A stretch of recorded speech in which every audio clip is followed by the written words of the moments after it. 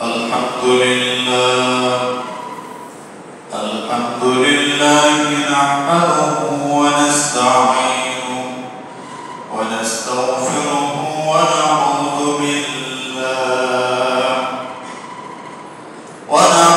بالله من شرور أنفسنا من يهده الله فلا مضل له ومن يضلله فلا هادي له ونشهد أن لا إله إلا الله وحده لا شريك له ونشهد أن سيدنا وسندنا ونبينا وحبيبنا وحبيب ربنا وطبيبنا وطبيب قلوبنا وعلى آله وأصحابه وبارك وسلم تسليما أرسله بالحق بشيرا ونذيرا ودعا إلى الله بإذنه وسراجا وقمرا منيرا فقد قال الله تعالى في كلامه المجيد وفرقانه الحميد أعوذ بالله من الشيطان الرجيم بسم الله الرحمن الرحيم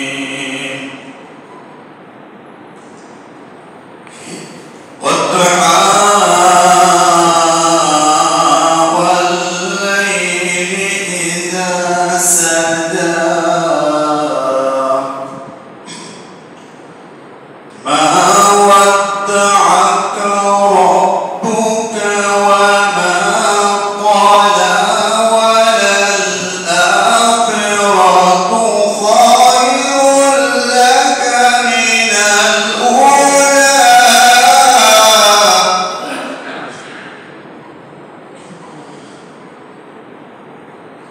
ولسوف يعطيك ربك فترضى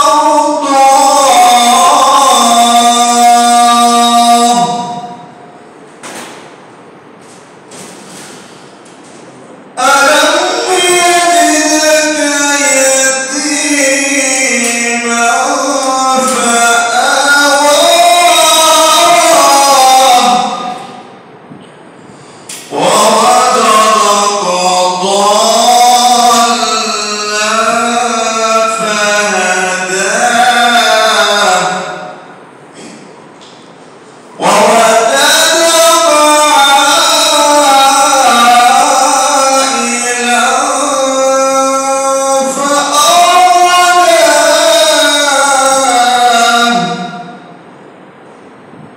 فأما اليتيم فلا تقهر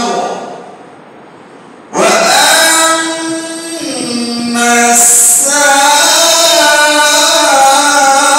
السائل فلا تنهر وأما بنعمة ربك فحدث الله أكبر كبيرا إن الله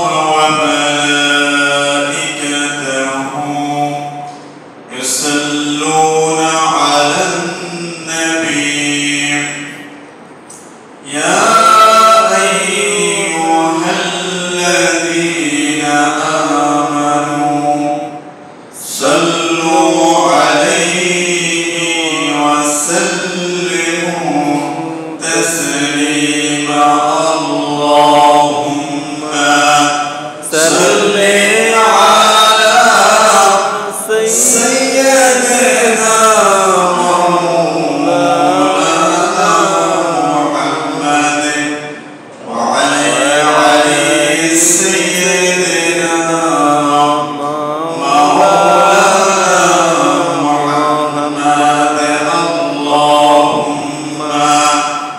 صل على سيدنا مولانا محمد وعلى سيدنا مولانا محمد. আলহামদুলিল্লাহ, সমস্ত প্রশংসা আল্লাহ সুবহানাহু ওয়া তাআলার জন্য, যিনি পৃথিবীর সমস্ত নিয়ামত আমাদেরকে দান করেছেন, সমস্ত পৃথিবীতে বিচরণ করার জন্য আমাদেরকে মুক্ত স্বাধীনতা দান করেছেন। আমরা পুরো পৃথিবী আল্লাহ তাআলার সমস্ত নিয়ামত ভোগ করে থাকি। এজন্য আমরা আল্লাহ সুবহানাহু ওয়া তাআলা শেখানো ভাষায় শুকরিয়া আদায় করছি। আলহামদুলিল্লাহ, আলহামদুলিল্লাহ। পৃথিবীর এই বিশালতা, অপূর্ব সৌন্দর্যের এই মহা পৃথিবী, চারদিকে ঘিরে আছে যেন আকাশের মতো ছাদবিহীন একটি মহা সৌন্দর্যের আধার। যেদিকে তাকায় শুধু সৌন্দর্যের বাহার, পাখির কলতান, নদীর কলগান, সৌন্দর্যে ভরপুর নদীর উত্তাল তরঙ্গ যেন মহান রবের সর্বদাই জিকিরে ব্যস্ত রয়েছে। যখনই আমরা মুয়াজ্জিনের ফজরের আযানে ঘুম ভাঙে, তার আগেই পশু পাখির কলগান আর কলকাকলির মহা সৌন্দর্যে আমাদের জীবনযাত্রা শুরু হয়।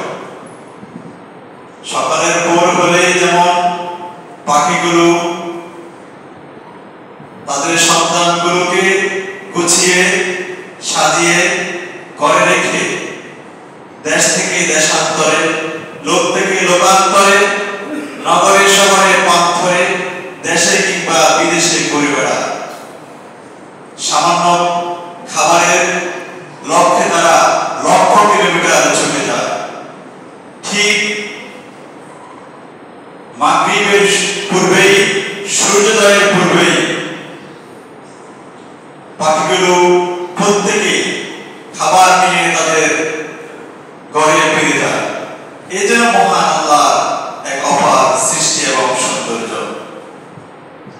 পাখিরা যেরূপ আল্লাহর প্রতি ভরসা করে সকালবেলায় ক্ষুধার্ত পেটে নিয়ে পৃথিবীর বিভিন্ন বাগানে, বন বাগানিতে, পাহাড়ে, উপত্যকায়, শহরে, নগরে, পান্থরে, পৃথিবীর বিভিন্ন দেশ থেকে খাবার নিয়ে তাদের বাসায় আসে। যখন পাখিগুলো আসমানের ঊর্ধ্ব আকাশে চলে যায়, তাদের বসা কিন্তু তখন তাদের ডানার উপরে নয়, কারণ ছোট্ট এই ডানা কখন যেন ভেঙে খান খান হয়ে যায়। পাখিরা কেবল তাদের ডানার উপরে ভরসা করে না, পাখিরা এক আল্লাহর উপরে ভরসা করে। কারণ যদি তারা তাদের শক্তি সামর্থ্যের উপর ভরসা করে, ডানার উপরে ভরসা করে, তাহলে পৃথিবী যখন ঊর্ধ্বগামী হয় তখন তাদের সেই শক্তি নেই। পাখি জানে না পাখি যে জায়গায় পা রেখেছে সেই শুকনা ঢাল কিন্তু তার ভরসা ছিল না। পাখি জানতো না এটা শুকনা না কাঁচা, কিন্তু পাখি জানে কেবল আল্লাহ। ঠিক কিনা? আমরা দেখি কিনা সকালের পাখিগুলো যখন উড়ায়, তারা কি জানে তাদের খাবার কোথায় আছে? কিন্তু আপনারা কখনো শুনেছেন পাখিগুলো কিন্তু কখনোই ক্ষুধার্ত পেটে বাসায় ফিরে না। প্রত্যেকটি পাখি খাবার নিয়ে সন্তানের জন্য বাসায় ফিরে থাকে। এটা কেন বলছি জানেন? আমাদের ঈমানটা আমাদের ভরসার জায়গাটা যদি পাখির মতো হয়ে থাকে তাহলে আমরা এত গোমরাই হতাম না। কথা বলছেন? এক একটা পাখির যে ঈমান, এক একটা পাখির যে আল্লাহর প্রতি ভরসা, এটুকু যদি মুসলমানের মধ্যে থাকতো, মুসলমান এই রিজিকের জন্য অন্যের পিঠে ছুরি মারতো না, ঠিক কিনা? মুসলমান এই রিজিকের জন্য অন্যের ঘরে গিয়ে চিন্তাই করে থাকে, আছে না নাই? আমরা দুনিয়ার যতগুলি বেদনা দিয়ে থাকি তার মধ্যে অন্যতম একটা বেদনা হচ্ছে রিজিকের বেদনা। এই রিজিকের জন্যই মানুষ কিন্তু অন্যের ক্ষতি করার জন্য ওর খেতে লেগে থাকে, কিন্তু সে জানে না কারো ক্ষতি করে তার রিজিক বৃদ্ধি করা যায় না। কারো রিজিক কেউ পায় না। আপনি অন্যের রিজিক ছিনিয়ে আনতে চাইছেন কেন? আপনার রিজিক আপনারটাই থাকবে, আপনার রিজিক কেউ খাবে না। আমার প্রসঙ্গ এটা ছিল না, যাই হোক আমি চলে যাচ্ছি বরাবর আজকের এই খুতবা আলোচনার বিষয়ে। আমি খুতবার শুরুতে পবিত্র কোরআনুল কারীম থেকে সূরা আদ-দোহা আপনাদের সামনে পাঠ করেছি। সূরাটি কোরআনুল কারীমের 114 নম্বর সূরার মধ্যে 93 নম্বর সূরা। মোট আয়াত সংখ্যা হচ্ছে 11টি, রুকু সংখ্যা 1। এই সূরা দোহার নামকরণ করা হয়, এই সূরার শুরুতে দোহা নামক শব্দ উল্লেখ আছে। নামকরণ দুই ভাবে হয়।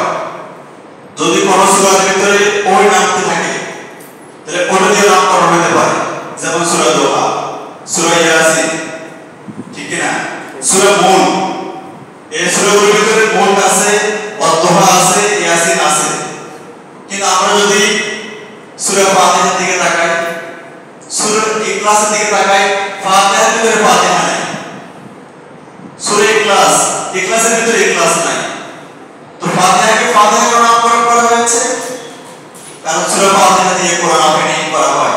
ফাতিহা অর্থ ওপেন করা, শুরু করা, সূচনা করা, আরম্ভ করা। এজন্য সূরা ফাতিহার নাম সূরা ফাতিহা নামকরণ করা হয়েছে। তেমনি ভাবে সূরা ইখলাস কুল হুয়াল্লাহু আহাদ, এই যে কয়টি আয়াত আছে, একটি আয়াতও পাবেন কিনা ইখলাস শব্দটি আছে? নাই। তাহলে সূরা কুল হুয়াল্লাহু ইখলাস কেন হলো? কারণ এই সূরার ভিতরে তাওহীদের একাত্মবাদের কথা আছে। ইখলাস হচ্ছে একাত্মবাদ, একনিষ্ঠ হওয়া। তাই সূরার নামকরণ দুইভাবে হয়, হয় ওই আয়াতের শুরুতে কিংবা কোথাও ওই সূরার নামের অংশটুকু থাকে, ওইটুকু দিয়ে সূরা নামকরণ করা হয়, কিংবা সূরার বিষয়বস্তু সারমর্ম দিয়ে ওই সূরার নামকরণ করা হয়। তো সূরা দোহার নামকরণ করা হয় এই সূরার শুরুতেই দোহা শব্দটি উল্লেখ আছে বিধায় সূরার নাম সূরা দোহা। আয়াত সংখ্যা হচ্ছে 11টি, রুকু সংখ্যা 1, সূরার নাম্বার হচ্ছে 93, ঠিক না? আসলে সূরা দোহা কেন অবতীর্ণ হয়, অবতীর্ণের সময়কাল, তখনকার কি পরিবেশের কারণে, কি কারণে সূরা দোহা আল্লাহ রাব্বুল আলামিন পাঠিয়েছে। অত্যন্ত গুরুত্বপূর্ণ একটি সূরা। আমরা তো এই সূরা অনেকেই জানি, আমরা নিয়মিত নামাজে এই সূরা আদায় করে থাকি, ঠিক না? রাসূলুল্লাহ সাল্লাল্লাহু আলাইহি ওয়াসাল্লাম, এটা তাফসীরে ইবনে কাসির থেকে বলছি, হাদিসটি বর্ণনা করেন ইমাম তাবরানী এবং আব্দুল্লাহ ইবনে মাসউদ। রাসূল করিম অসুস্থতাজনিত কারণে 2 দিন তাহাজ্জুদের নামাজ ছুটে যায়। কয়দিন ছুটে যায়? রাসূলের উপরে তাহাজ্জুদ কি ছিল? ফরজ ছিল। 2 দিন তাহাজ্জুদ ছুটে যাওয়ার কারণে মক্কার এক মহিলা ছুটে এসে বললেন, আপনার শয়তান আপনাকে ছেড়ে দিয়েছে। নাউযুবিল্লাহ। আল্লাহকে শয়তান বলেছে, রাসূলকে সম্বোধন করে বলে, ইয়া মুহাম্মদ, আপনার শয়তান আপনাকে ভুলে গিয়েছে, আপনার প্রতি অসন্তুষ্ট হয়েছে। নাউযুবিল্লাহ। কথা বলছেন। তখন এই ওয়াদ-দোহা নামক সূরা আল্লাহ সুবহানাহু ওয়া তাআলা অবতীর্ণ করেন। এই একটা ফ্যাক্টর। আরেকটা ফ্যাক্টর হচ্ছে এর তাফসীর থেকে রাসূল করিম সাল্লাল্লাহু আলাইহি ওয়াসাল্লামের ওহী নাযিলের ধারাবাহিকতায় প্রথম দিকে কিছুদিন ওহী বন্ধ ছিল, বন্ধ ছিল। ওহী বন্ধ হওয়ার কারণে রাসূলুল্লাহ একটু মন ঘাবড়ে গেছেন। রাসূলুল্লাহ মনে করছেন যে আমার কোনো ভুল ভ্রান্তির কারণে আমার রব আমাকে ভুলে গিয়েছে কিংবা আমাকে অপছন্দ করছে। তিনি অত্যন্ত বিচলিত, উদ্বিগ্ন, হতাশ হয়ে যায়, খুব নার্ভাস ফিল করে, একেবারে খুবই মনটা খুব রূঢ় হয়ে যায়, কষ্ট পেতে থাকে। আল্লাহ সুবহানাহু ওয়া তাআলা তার হাবিবের এই কষ্ট বুঝতে পেরেছেন। প্লিজ, আল্লাহ সুবহানাহু ওয়া তাআলা তার হাবিবের এই কষ্ট বুঝতে পেরেছেন, তখন তিনি ওয়াদ-দোহা নাযিল করেন। তাহলে বুঝছেন যে দুইটা কারণ বললাম। যে প্রথম কারণ বললাম যে রাসূলুল্লাহ অসুস্থতার কারণে দুই দিন তাহাজ্জুদ কি হয়ে গেল, মিস হয়ে গেল। এক মহিলা এসে বলল যে আপনার শয়তান আপনাকে ভুলে গিয়েছে। এই একটা প্রেক্ষাপট। আর একটা প্রেক্ষাপট হচ্ছে প্রথম দিকে কিছুদিন ওহী নাযিল কি ছিল, বন্ধ ছিল। বন্ধ হওয়ার কারণটা কি সেটা একটু বলছি।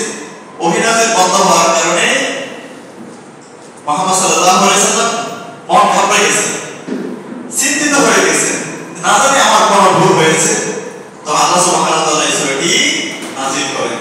সূরা শুরুতে আল্লাহ সুবহানাহু ওয়া তাআলা বলেন, ওয়াদ-দুহা ওয়াল-লাইলি ইযা সাজা মা ওয়াদ্দা'আকা রাব্বুকা ওয়া মা ক্বালা। ওয়াদ-দুহা ওয়ার শব্দের জন্য ব্যবহার করা হয়েছে ওয়া ইসমিয়া। আর-দুহা মানে হলো দিনের জন্য আলো। আল্লাহ এখানে কেন দোহা ব্যবহার করলেন? দিনের জন্য, দিনের মানুষের ব্যস্ত থাকে, কাজে করবে, চিন্তা চেতনায়, অফিস আদালতে, পারিবারিক, রাজনৈতিক, সাংস্কৃতিক সকল কাজে ব্যস্ত থাকে, ঠিক কিনা? কারণ আল্লাহ দিনকে দিয়েছেন মানুষের কর্মব্যস্ততার জন্য। ভাই কথা বলেন না কেন? মানুষ দিনে কাজ করবে, অফিস করবে, আদালত করবে, ব্যবসা করবে, রাজমিস্ত্রি করবে, কৃষি কাজ করবে, রাতে গিয়ে রাতে একটু প্রশান্তি লাভ করবে, ঘুমাবে, বিশ্রাম নেবে, আয়েশ করবে, স্ত্রীর সাথে থাকবে, সন্তানগুলোকে আগলে রাখবে, ঠিক কিনা? এই জন্য আল্লাহ সূরা দোহার প্রথমে শপথ দিয়ে বললেন দিনের জন্মের শপথ, ওয়াল-লাইলি এবং রাতের শপথ, ইযা সাজা যখন রাত কি হয়, অন্ধকারাচ্ছন্ন হয়ে যায়। প্রিয় ভাইরা আমার, এখানে কেন রাত এবং দিনের কসম করলেন? এর মানে হলো ওহী নাযিল যখন হতে থাকে মুহাম্মদ ব্যস্ত হয়ে যায়। কারণ ওহীর চাপ এত বেশি যে মুহাম্মদ সইতে পারেন না। হাদিসে আছে মুহাম্মদ মাঝে মাঝে যখন ওঠে বহন করতেন, ওট বহন করে যখন এক দেশ থেকে, এক শহর থেকে অন্য শহরে তিনি গমন করতেন। এই অবস্থায় যখন মাঝে মাঝে ওহী নাযিল হয়, ওহী নাযিলের এত ভার, এত বোঝা, মাঝে মাঝে ওটগুলো শুয়ে যেতেন। ওহী নাযিলের এত ভার যে মুহাম্মদের উপর যদি কোনো কারণে আরবি অবস্থা ওহী নাযিল হতো, ভারের কারণে তার যে মরুভূমির জাহাজ বলা হয় ওটকে, সেই জাহাজ তখন কি হয়ে যেতেন, এক সাইড থেমে যেতেন, শুয়ে যেতেন, এতটা ভার ছিলেন। তো মুহাম্মদ প্রথম দিকে ওহী নাযিল হতো, এত ব্যস্ততা এবং এত ভার, এত ওজন হওয়ার কারণে আল্লাহ সুবহানাহু ওয়া তাআলা কি করলেন, কিছুদিন ব্রেক করলেন। কি করলেন? মানে ওহী নাযিল বন্ধ করে দিলেন। কারণ কি? মুহাম্মদের প্রতি অসন্তুষ্ট হয় নয়, বরং মুহাম্মদের প্রতি একটু রিল্যাক্স দেওয়ার জন্য। কি দেওয়ার জন্য? রিল্যাক্স। এজন্য এখানে লাইভ ব্যবহার হচ্ছে। লাইভ মানে হচ্ছে রিল্যাক্স হওয়া। যদিও রাত তার আক্ষরিক অর্থ, এটা রূপ অর্থ হচ্ছে রিল্যাক্স। তার মানুষ রাতে কি যায়, নিদ্রা যায়। দিনের প্রশান্তি, দিনের কষ্টগুলো রাতে কি হয়, দিনের যে কষ্টগুলো রাতে ঘুমানোর পরে কি হয়, প্রশান্তি লাভ করে। এজন্য দোহা দিয়ে শুরু করলেন, আর পরে তিনি লাইভ বললেন। দোহা মানে হচ্ছে নবুয়তের সময়কাল, লাইভ মানে হচ্ছে ব্রেক টাইম। কথা কি বলছেন? দোহা মানে হচ্ছে দিনের জন্ম, দিনের জন্মে যেমন মানুষ ব্যস্ত থাকে, নবুয়তের সময়কালে মুহাম্মদ খুব ব্যস্ত ছিল। এজন্য তিনি কি করলেন, কিছু ব্রেক দিলেন, ওহী নাযিল করা বন্ধ করে দিলেন। অথবা আল্লাহ বললেন ওয়াল-লাইলি ইযা সাজা, আমি রাতের কসম, তখন রাত কি হয়, অন্ধকারাচ্ছন্ন হয়। সাজা মানে হচ্ছে রাতের প্রথম ভাগ সূর্য ডোবার সাথে সাথে যে অন্ধকার ঘনীভূত হয় এটাই হচ্ছে সাজা। তাহলে কথা বলতেন দ্বিতীয় আয়াত আল্লাহ বলেন যেখানে মুহাম্মদ হতাশ হয় আল্লাহ সুবহানাহু ওয়া তাআলা মুহাম্মদকে এখানে সান্ত্বনা দিচ্ছেন মা ওয়াদ্দাআকা রাব্বুকা ওয়া মা ক্বালা। মা ওয়াদ্দাআকা আপনাকে ছেড়ে দেন নাই, আপনাকে পরিত্যাগ করেননি, আপনাকে অপছন্দ করেননি। রব্বুকা আপনার রব ওয়া মা ক্বালা আপনি যে কারণে হতাশ হয়ে গেছেন চিন্তিত হয়ে গেছেন আমি মহান আল্লাহ আমার হাবিবের প্রতি কখনোই মুখ ফিরাইনি, বরং আমার হাবিবের প্রতি অনুকম্পা করেছি। মুহাম্মদ আপনি চিন্তিত হবেন না, আমি আপনাকে কখনো যাইনি, কখনোই যাব না, আমি আপনার সাথে আছি। মা ওয়াদ্দাআকা রাব্বুকা ওয়া মা ক্বালা। মুহাম্মদ চিন্তিত হবেন না, টেনশন করবেন না, উদ্বিগ্ন হবেন না, আমি আল্লাহ আপনাকে ছেড়ে কোথাও যাইনি, বরং আপনাকে বিশ্রামের জন্য কিছুদিন আমি ওই রাতটা ব্রেক দিয়েছি। এটা আপনি খুব টেনশন করেছেন। মানুষগুলো মক্কার মুশরিকরা একটি সভা রাখলেন, বলে মুহাম্মদ তোমার রব তোমাকে ছেড়ে দিয়েছে, কারণ কি জানো? রব তোমাকে পছন্দ করে না। কি আর কি এই সমাজেও এই ধরনের কিছু লোক আছে না নাই? তো হুজুর চলে গেছিল জানেননি, অপরাধ করছে গুনাহ করছে এই জন্য হয়নি আমাদের কোরআনের ফাঁকিনের কথা বলেন কিছু লোক বলেছে। আমরাও দেখি কিছু ভালো মানুষ সত্য কথা বলার কারণে সত্যের ধারক বাহক হওয়ার কারণে যে কোনো যুগে পৃথিবীর সকল যুগে শাসক গোষ্ঠী দ্বারা দ্বীনের মুজাহিদগুলো লাঞ্ছিত হয়েছেন। তার দৃষ্টান্ত হচ্ছে হযরত ইউসুফ আলাইহিস সালাম। ঠিক কিনা? ইউসুফ আলাইহিস সালাম অপরাধ ছিল, কিন্তু ইউসুফকে ওই নারী মিথ্যা অজুহাতে মিথ্যা একটি প্রপাগান্ডার কারণে ইউসুফ আলাইহিস সালামকে জেলে ঢুকানো হয়েছে। কথা বুঝেন না?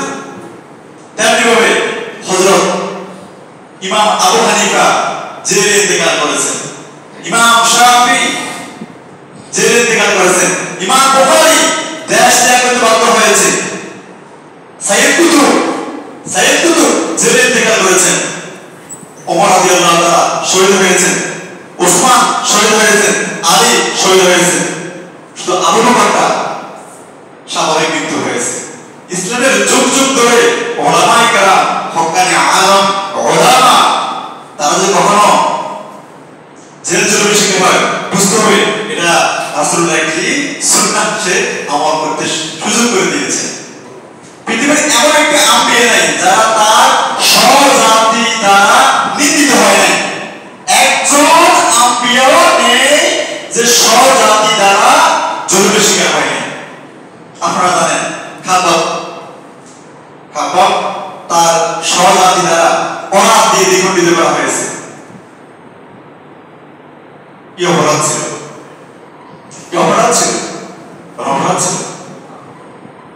তাহলে যুগ যুগ ধরে এগুলো থাকবে। আসলে আল্লাহ সুবহানাহু ওয়া তাআলা বলেন ওয়াল আখিরাতু খায়রুল লাকা মিনাল উলা। এই আয়াতের ব্যাখ্যায় ইবনে কাসির একটি ব্যাখ্যা আসছে, হে মুহাম্মদ ওয়াল আখিরাতু দুনিয়ার কাছে আখিরাত খায়রুল লাকা আপনার জন্য উত্তম, মিনাল উলা দুনিয়ার চাইতে আখিরাত অনেক উত্তম। তার মানে হলো কি জানেন? দুনিয়াতে যা আছে সব কিছু মানুষের তৈরি, এগুলো যদি টেম্পারেচার কমে যায় এসব খাবারগুলো নির্দিষ্ট টেম্পারেচার করে বন্ধ হয়ে যায়। আখিরাতে এমন কোনো খাবার নেই যে মানুষগুলো দুনিয়াতে তৈরি করেছে। আমেরিকার প্রযুক্তি বলি, ইউরোপের প্রযুক্তি বলি, জার্মান প্রযুক্তি বলি, সুইজারল্যান্ড প্রযুক্তি বলি, দুনিয়ার কোনো প্রযুক্তি জান্নাতের কোনো খাবার তৈরি করতে পারবে না। বলছে আখিরাতের যে দরজাটা, একটি দরজা থেকে আরেকটি দরজা দূরত্ব হবে 1000 বছর। সুবহানাল্লাহ। আখিরাতের প্রত্যেকটি দরজা হবে স্বর্ণের। দরজা কত বড়? যদি 1000 বছর লাগে। আল্লাহ তাআলা হাবিবকে সান্ত্বনা দিচ্ছেন, হাবিব কেন বিচলিত হলেন? ওয়ালাল আখিরাতু খায়রুল লাকা মিনাল উলা। দুনিয়া সাথে আখিরাত অনেক অনিবার্য। এর ব্যাখ্যা হাদিসে এসেছে, দুনিয়ার সমস্ত সরিষা দানাগুলো যদি একসাথে করা হয়, দুনিয়ার সমস্ত সরিষা দানাগুলো যদি একসাথে করা হয়, আর পাখিগুলো যদি কেমন পর্যন্ত যদি সময় দেওয়া হয় সকল পাখিকে, তাহলে একটা সরিষাও সেখান থেকে কমবে না। আর একটা কথা বলা হয়েছে, দুনিয়ার 7 সমুদ্র 13 নদীর সকল পানিগুলোকে একসাথে করা হলে সেখানে যদি কোনো একটি পাখি বা মানুষ নোট ডুবায়, নোট পরিমাণে পানি এসেছে, এটা দুনিয়ার হায়াত। ভালো করে বুঝুন, দুনিয়ার সমস্ত পানিকে একসাথে করা হলে আপনি যদি নোট ডুবান, এই নোট পরিমাণে যেটুকু পানি এসেছে সেটুকু দুনিয়ার হায়াত। তাহলে বাকি পানিটুকু হচ্ছে আখিরাত। তাহলে দুনিয়া বড় না আখিরাত বড়? আমরা কি দুনিয়া চাই না আখিরাত চাই?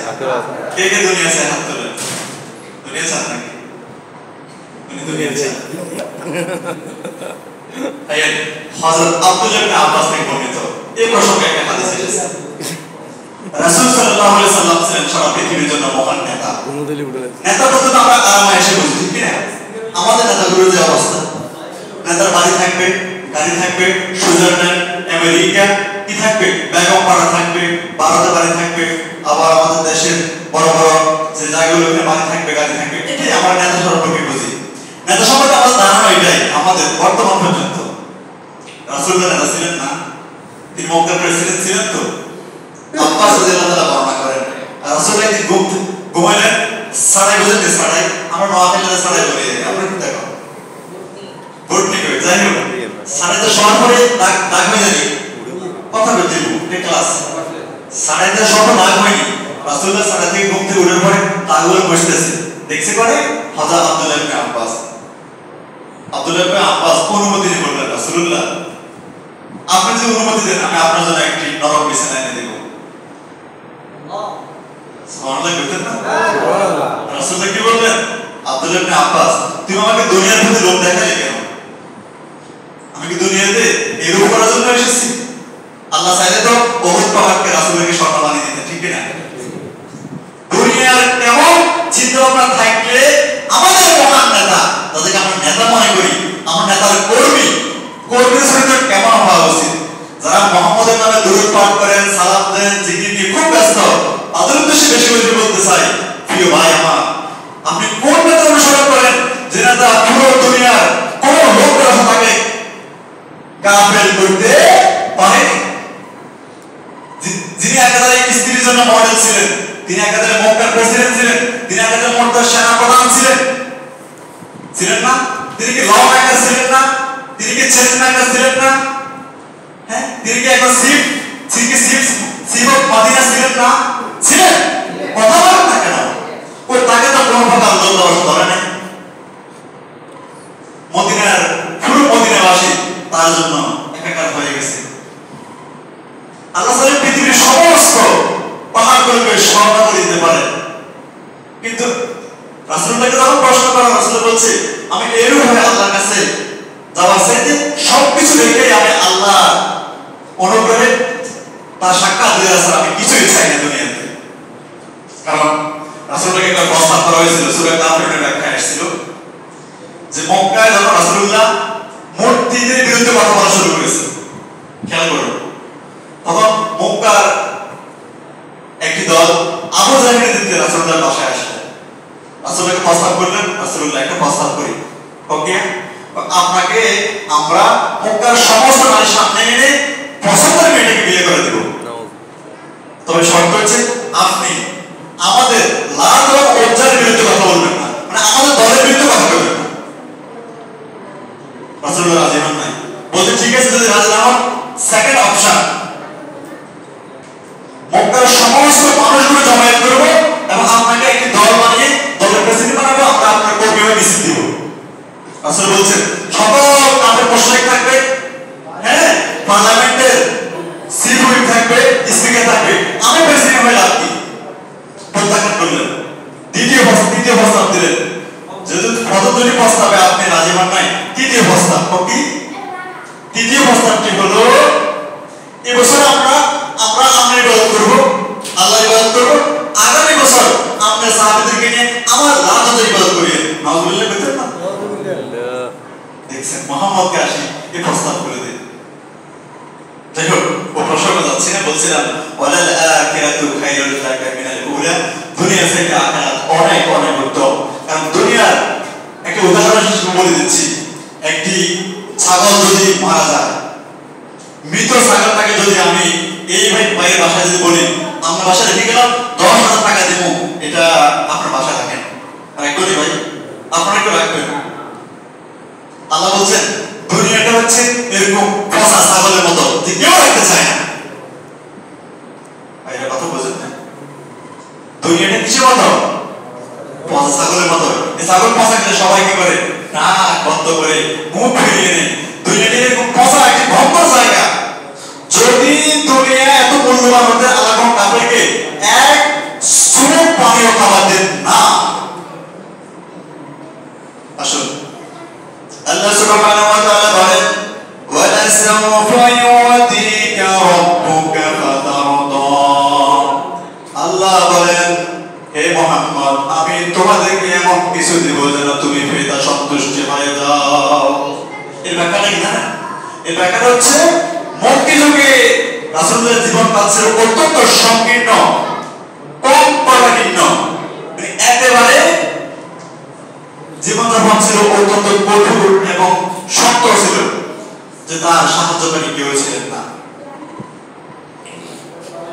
আল্লাহ অগ্রিম প্রেডিকশন করতেছে অচিরেই একটি সময় আসবে যেখানে আপনি প্রেসিডেন্ট হবেন, আপনি নেতৃত্ব দিবেন, সাময়িক মক্কার কষ্টটা মেনে নিন।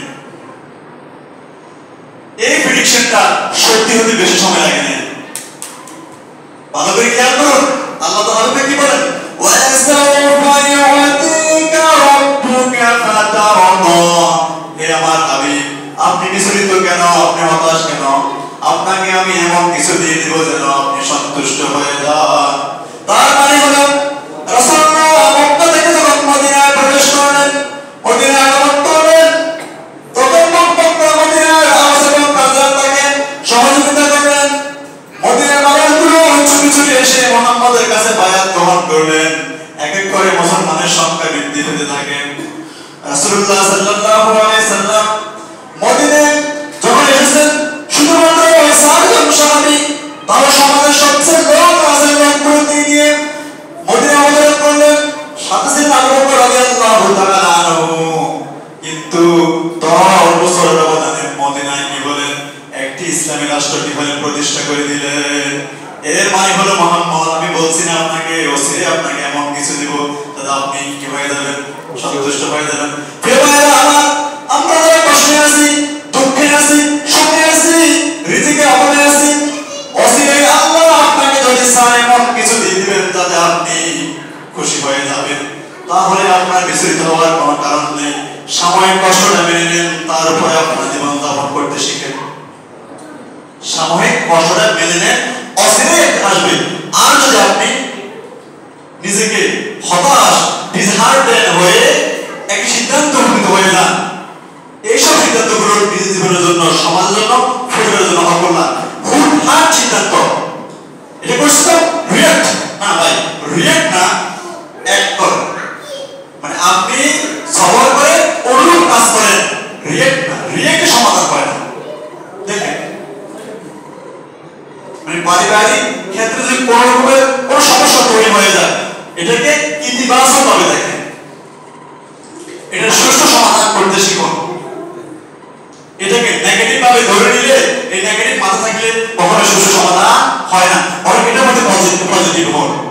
সে XYZ সমাজ হোক, রাষ্ট্র হোক, ব্যক্তি জীবন হোক, স্টুডেন্ট ক্যারিয়ার হোক, ব্যবসায়িক হোক, কোনো একটা উত্থান পতন যদি হয়ে যায়, সেটার জন্য আল্লাহর একটা ফয়সালা আছে। আর যদি আপনি নিজের কর্মের প্রতিফল হয়ে থাকেন, সেটাও আছে, শুনে নেবেন যেটা আমার কর্মফল, আমাকে ঘুরে দাঁড়াতে হবে। এই আয়াতের ব্যাখ্যা এটাই। পরমাত্মা আল্লাহ সুবহানাহু ওয়া তাআলা বলেন আলাম ইয়াজিদকা ইয়াতীমান ফাআওয়া ওয়া ওয়াজাদাকা দাল্লান ফাহাদা ওয়া ওয়াজাদাকা আইলান ফাআগনা। এই তিনটি আয়াতে আল্লাহ তার হাবিবের প্রতি কয়েকটা অনুগ্রহের কথা বললেন। আল্লাহ এই তিনটি আয়াতে হাবিবকে তিনটি অনুগ্রহ দেখালেন। এক,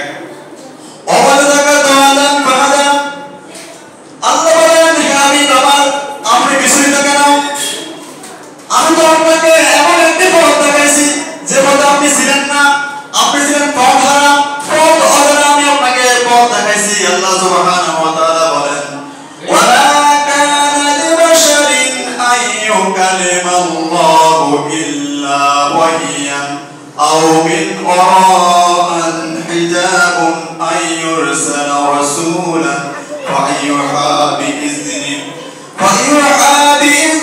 من يشاء إنه علي حكيم وكذلك أوحينا إليك روحا أمرنا ما كنت تدري ما الكتاب ولا إلى الإيمان ولكن جعلنا نورا نهدي به من عبدنا وإنك لنهدي إلى صراط مستقيم হে রাসূল আপনি ছিলেন পথহারা আমি আপনাকে কিতাব দিয়েছি এবং ঈমান দিয়েছি আপনি তো পৃথিবীতে আসার পরে তো আপনি জানতেন না আমি মহান আল্লাহ আপনাকে কিতাব দিয়েছি এবং ঈমান দিয়েছি শুধু তাই নয় ওয়ালাকিন জাআলনাহু নূরা আমি আপনাকে একটা আলোর পথ শিখিয়ে দিয়েছি একটা আলোর পথ নির্মাণ করে দিয়েছি নাহদি লাহু যাতে করে আপনি মানুষকে হেদায়েত দিতে পারেন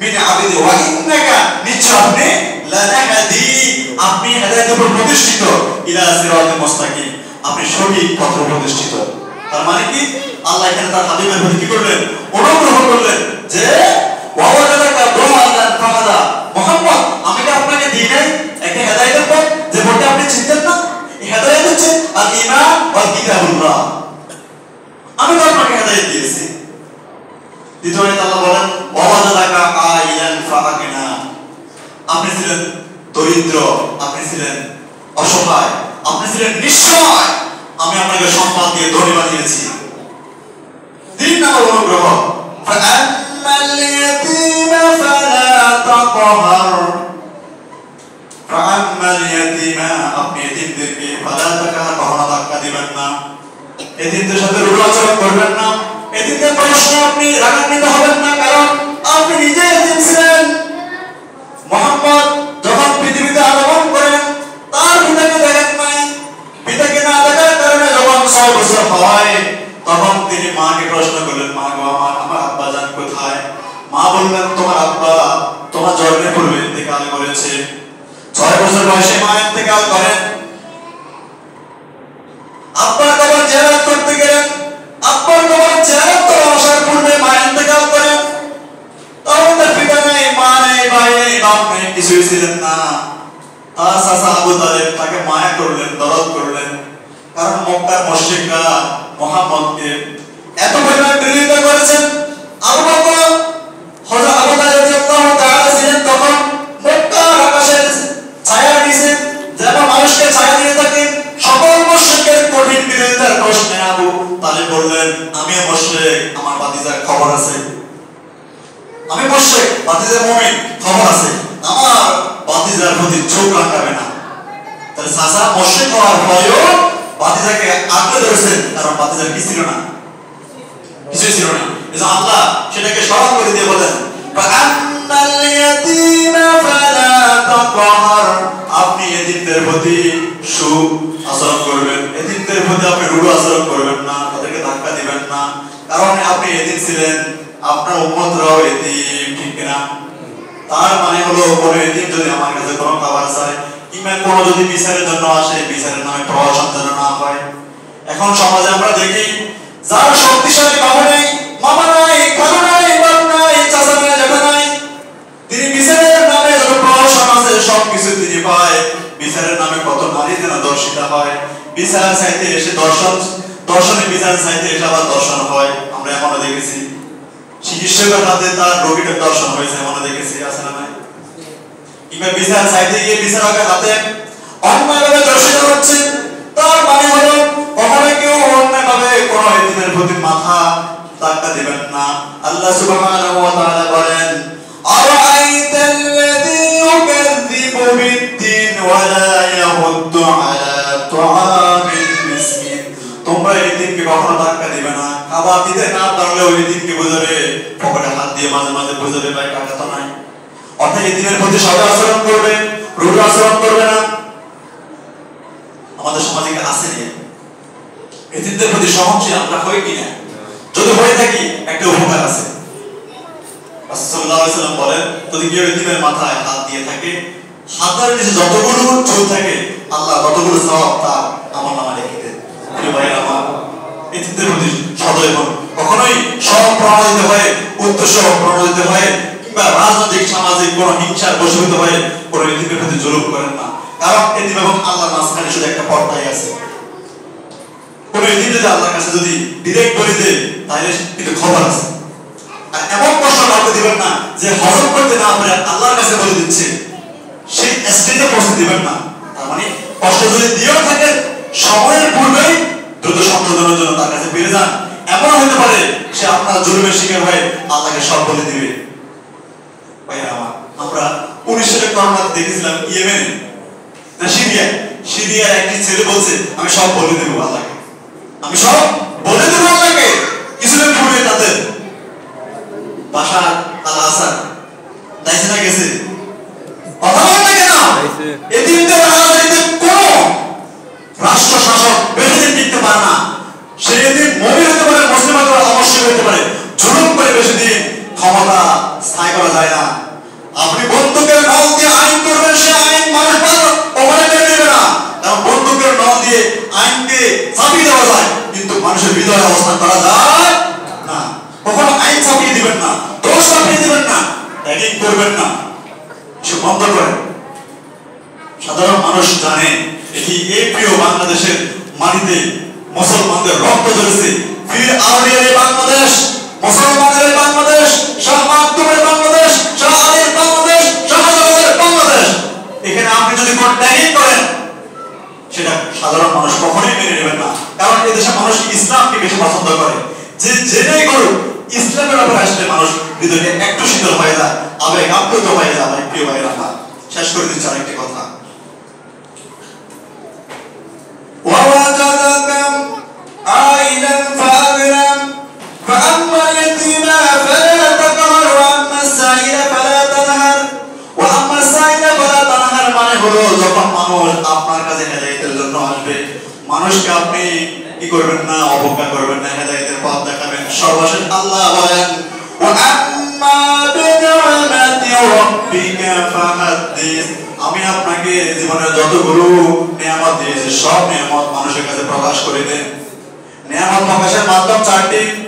এক, আপনি যে অবস্থায় থাকেন, ক্ষুধায় থাকেন, কষ্টে থাকেন, মুখে আলহামদুলিল্লাহ, অন্তরে কৃতজ্ঞতা, এটা হচ্ছে রিজিকের নিয়ামতের কৃতজ্ঞতা। মুখে আলহামদুলিল্লাহ, অন্তরে কৃতজ্ঞতা। হেদায়েতের প্রশংসা হলো, হেদায়েতের কৃতজ্ঞতা হলো নিজে হেদায়েত এনেছেন, মানুষদেরকে হেদায়েতের পথে আহ্বান করার চেষ্টা করবেন, এটা হচ্ছে হেদায়েতের কৃতজ্ঞতা। সুস্থতার কৃতজ্ঞতা মানে হলো আল্লাহ আপনাকে হাত দিয়েছে, হাত দ্বারা সকল প্রকার অন্যায় থেকে হাত থেকে রক্ষা করবেন, এটা হচ্ছে স্বাস্থ্যের কৃতজ্ঞতা। আমরা করি কিনা? সর্বশেষ সম্পদের কৃতজ্ঞতা হলো সম্পদটাকে এমন ভাবে ব্যয় করবেন যে সম্পদের ব্যাপারে হিসাব দেওয়া সহজ হয়। এমন ভাবে সম্পদ হারাম করবেন না, এমন ভাবে সম্পদ বিনিয়োগ করবেন না যাতে কিয়ামতের মাঠে হিসাব দিতে দিতে মানুষগুলো কি হয়ে যাবে, অস্থির হয়ে যাবে। মাঝে মাঝে আমরা দেখি মানুষগুলো সম্পদের জন্য বেপরোয়া হয়ে যায়। ভাইয়ের আমার, সম্পদ প্রয়োজন আছে, যেটুকু আপনার আছে তার উপরে ইস্তেকামত থাকুন। সম্পদ বেশি হওয়া কেবল ভালো লক্ষণ না, এটা কি বোঝা এবং বাড়ে। সম্পদ পরিমিতিতে বেশি হলে টেনশন বাড়ে। কেন? কোরআন শরীফ ইয়াহসাবু আন্না মালাহু আখলাদা। কিছু মানুষ আছে সম্পদ পাওয়ার শুধু ধারণা করে এত লাখ টাকা আছে, কোথায় ক্রয় করবো, প্লট কিনবো, ব্যাংকে এত টাকা আছে, মেয়েকে দিতে হবে, ছেলেকে দিতে হবে, ক্রয় করতে হবে। এই ক্রয় আর বিক্রয় নিয়ে দিন শুরু আর রাত শেষ হয়ে যায়, বছরকে বছর চলে যায়, তার খবর থাকে না। কারণ ইয়াহসাবু আন্না মালাহু আখলাদা। আজকে 1 লাখ টাকা দিয়ে বুঝবেন তো, তাইকে দেখে টেনশন শুরু হয়ে যাবে। কি করবে? টাকা কি করবে? মানে টাকাকে খরচ করে যাবে, টাকার বৈশিষ্ট্য খরচ করবে, এই একটা টেনশন পড়ে থাকে। যারা যেটুকু দরকার এটুকু আল্লাহ আমাদেরকে দিয়েছে, যদি সব সম্পদ একসাথে দিত তাহলে আমরা বহন করতে পারতাম না। আজকে এই বিষয়ে কথা বলবো না। আল্লাহ সুবহানাহু ওয়া তাআলা এই সূরার আলোকে আমাদেরকে সকল অবস্থায় আল্লাহর প্রতি তাওয়াক্কুল থাকার তৌফিক দান করুন। ওয়া মা তাওফীক ইল্লা বিল্লাহ। আসসালামু আলাইকুম।